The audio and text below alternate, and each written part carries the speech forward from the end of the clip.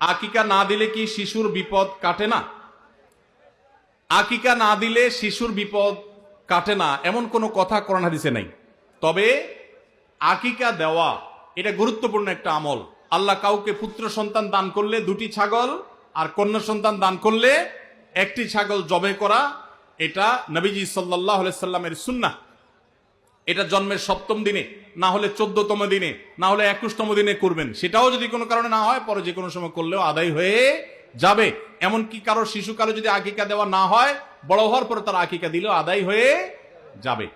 এই আকিকা এটা না দিলে যে বিপদ কাটে না এরকম কোনো কথা নাই। তবে হ্যাঁ, বিভিন্ন হাদিসে নবী সাল্লাল্লাহু আলাইহি সাল্লাম বলেছেন, কুল্লু গুলামিন মুরতাহানুন বিআকিকাতিহি, বাচ্চার এটা আকিকার উপরে সে অনেকটা ডিপেন্ডেন্ট থাকে।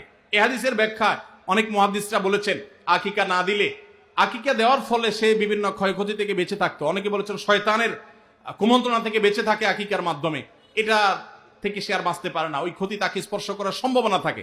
তবে কেউ আকিকা দিতে পারলো না, অন্য কোনো আমল করলো তার সন্তানের জন্য, আল্লাহ তাআলা তাকে সেভ করতে পারেন। এমন কোনো কথা নাই যে আকিকা না দিলেই তার সন্তানের বিপদ কাটবে না। তবে আকিকা দেওয়া উচিত, এর মাধ্যমে সন্তান নানাভাবে উপকৃত হয়, নানাভাবে সেভ থাকে, নিরাপদে থাকে। আল্লাহ আমাদের যাদের সামর্থ্য দিচ্ছে তাদেরকে আমল করা